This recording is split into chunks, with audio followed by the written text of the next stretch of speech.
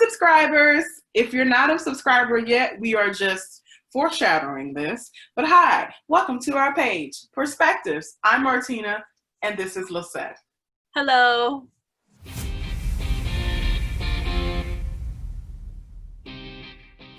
Thank you all for tuning into our channel. And so, as we've mentioned in previous videos that we've recorded, we're going to be talking about a series of things. And so, but one thing that Lyzeth and I wanted to make top of mind is, there's a lot going on in our country right now. And it's always been, it's nothing new, but we wanted to kind of rethink about our agenda and our upcoming videos and decided to just interview each other for this next few videos.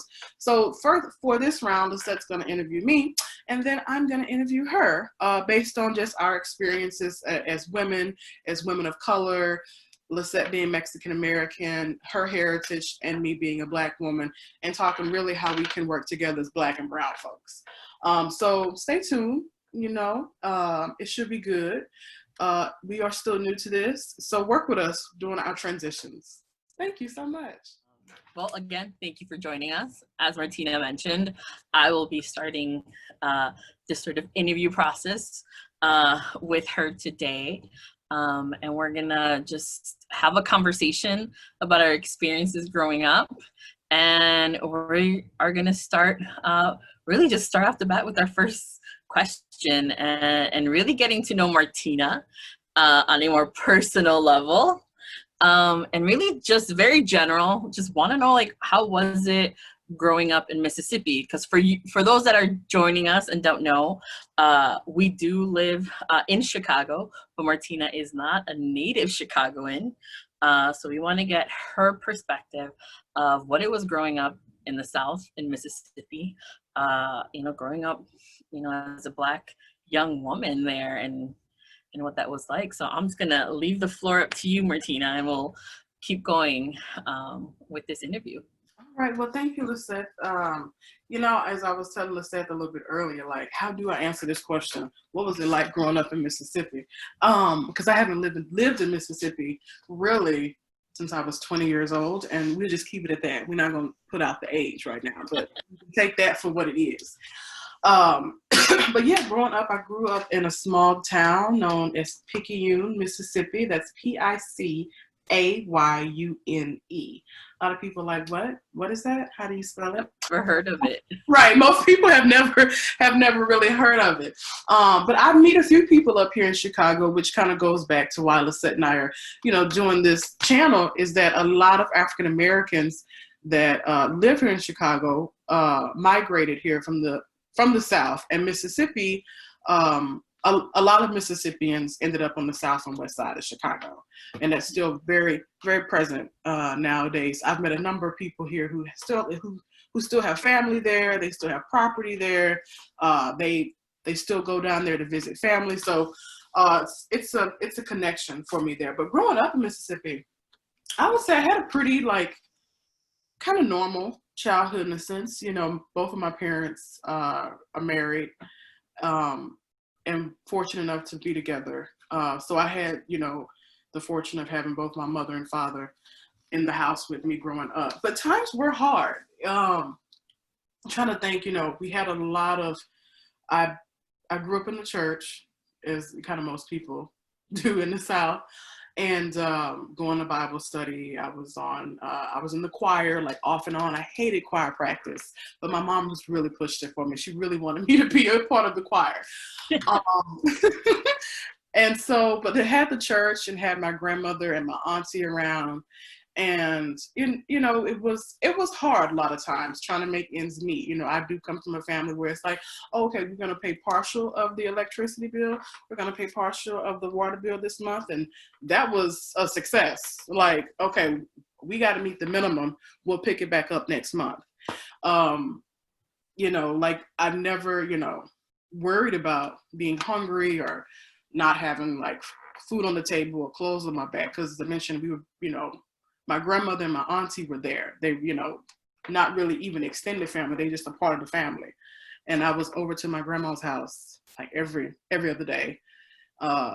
you know, whether it was before school, after school, just hanging out at grandma's house. So she was a big part of my life. And there was, trying to think, growing up as a teenager there, you know, I'm trying to think of the demographic that I grew up with, because really in my part of Mississippi that I was in, it really was just like white and black kids. We didn't have really many Latin American, I said Latin American, Latinx, or people of Latin and Spanish heritage, or any really Spanish speakers there. And so it really wasn't until I moved to Chicago where I've been able to really have more Latino friends. It was just like, and that to me that's so crazy. But growing up in Mississippi, you know, you didn't know any better, really. You just, I mean, huh? You didn't know any different. Yeah, I guess, like, yeah, any difference, because like, and I had, you know, I say a mixture of friends, but it was like little white girls, little black girls. And that was it, really. I wasn't that popular in high school. I'm okay with saying that. But I always hung out with like the cool people though. Mm-hmm. So yeah. I knew like the head cheerleader, you know, the quarterback. You know, I was part of some of the popular stuff. I was on student council and things of that nature, but it's not really the in crowd, but I knew the in crowd. So yeah. But like, yeah, high school was, you know, I always made good grades. For me, that was my way out, because, and I don't know if it's just the Capricorn in me, financial stability and being stable in life is extremely important to me. And somehow I knew that from an early age, and just watching my parents struggle. And I was like, no, this is not for me. And so my way out, because I'm not athletic, I'm not musically inclined, but I was always smart. So I always kept like a 4.0. I didn't really make my first C until I was in undergrad. Yes. But other than that, I made A's and B's, but pretty much all A's. I remember counting my transcript. I think I had 3 B's over my entire high school career, all the rest were A's. So that was my outlet. Like, I knew for me, education was the way to get out, which is why I spent a lot of my time in school. Like, it really wasn't until my mid-late 20s that I was finally done with school, because I did undergrad and I did graduate school. And then in the midst of undergrad, I changed my major, so that added another year. So I spent a lot of my time in school, and I've always loved school. I've always kind of flourished. Now I'm kind of over school. I don't know what happened, but it's like a switch. And it's like, I've always been studious in a sense. I always loved history, was my favorite thing in the world, history. And then foreign languages as well. I took French, Spanish, and Latin. Only one that really stuck out was French. I really gravitated towards French. I love the French language. I was actually able to go to Paris last year, but that's for a different segment. We're focusing on one thing at a time here.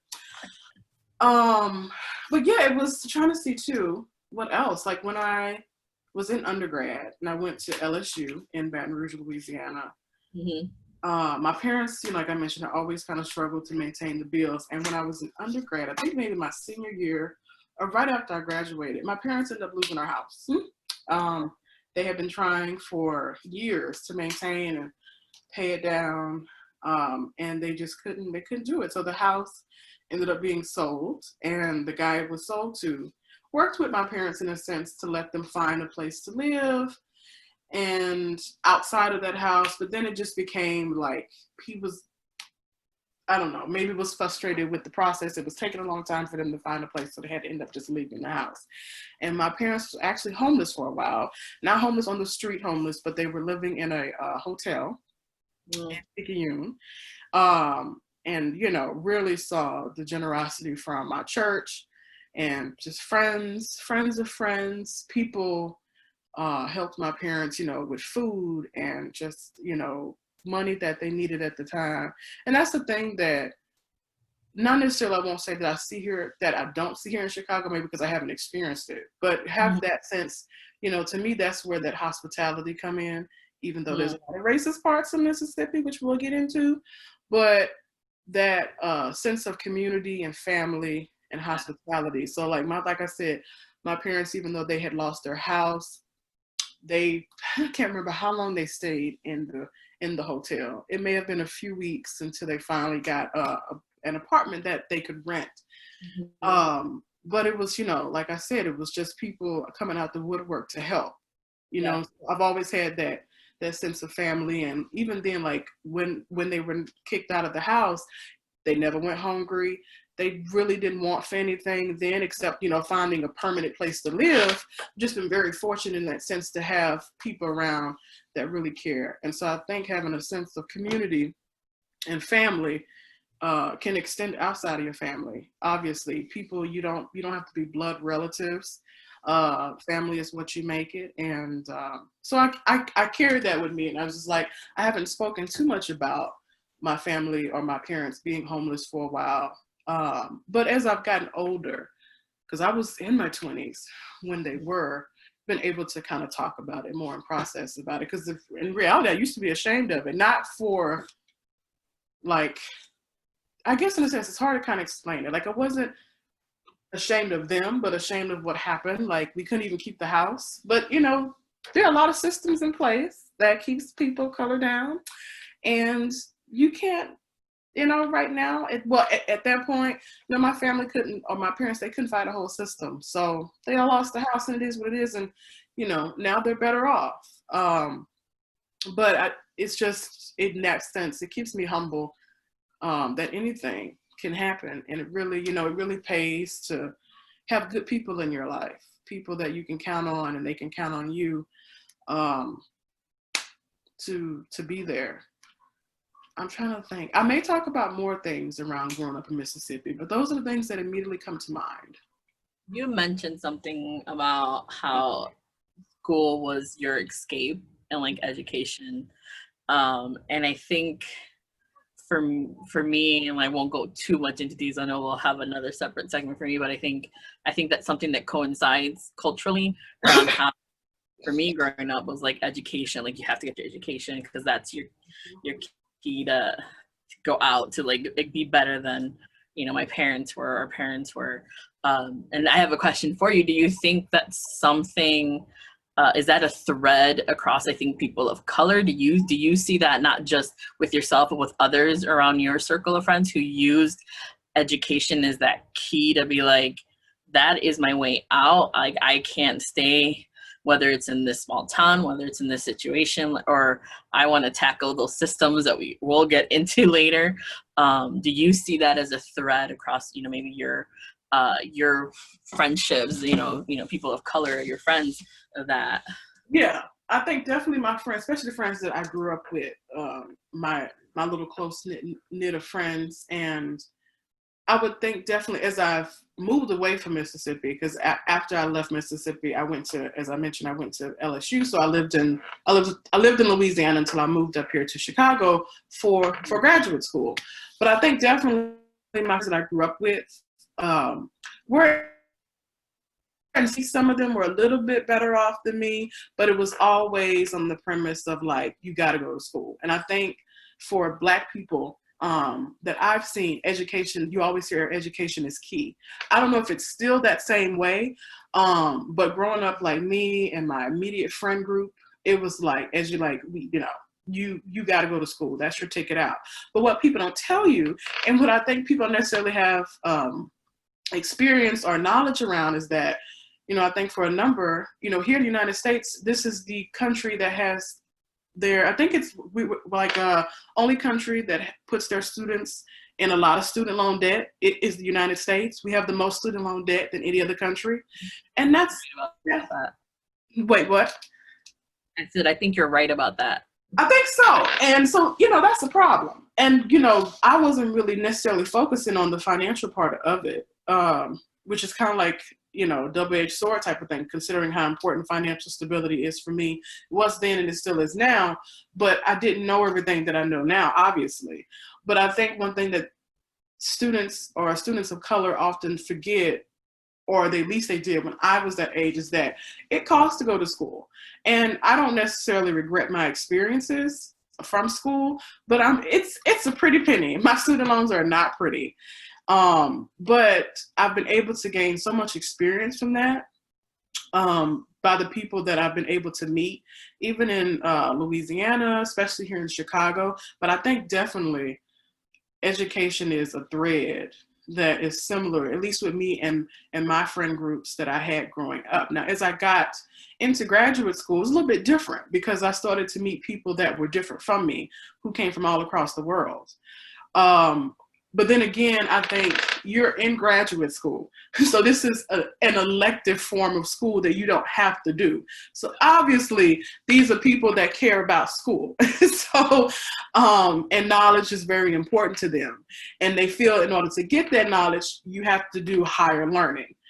So I think it's just always been that thread for me. But what I will want to instill in my kids that I may have one day is that I don't know if school is necessarily the answer, because we know there are so many successful individuals that have not finished school, have not finished high school. They didn't go to undergrad. And I have friends that did not go to graduate school, and they're sitting pretty nice right now. So it really is different. I think just people's experience, what you grew up with, your environment, all those things makes a difference. But I think definitely, yeah, school was definitely, or education is definitely a thread that runs similarly. Thank you for that, for sharing a little bit about you growing up in the South, and even just talking through education. I think we all have growing up experiences with education and the educational system, and I think that's such a thread. I think we spend so much time in school, so appreciate you even shedding some light into that. So thank you for that, and we'll kind of continue on, and we'll move on to our next segment.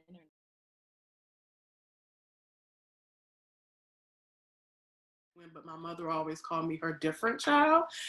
And so, I take that with a grain of salt. But she's always been one like to tell me, you've always wanted more. You want more than Mississippi. You want more than the South. Just because of, I consider myself to be very ambitious, and what I wanted and what I still want, I needed to leave. And so when I was applying to graduate schools, I was working as a mental health administrator in Baton Rouge, Louisiana. I had worked there ever since I graduated from LSU. And I always knew I was going to go back to school. I didn't quite know in what capacity.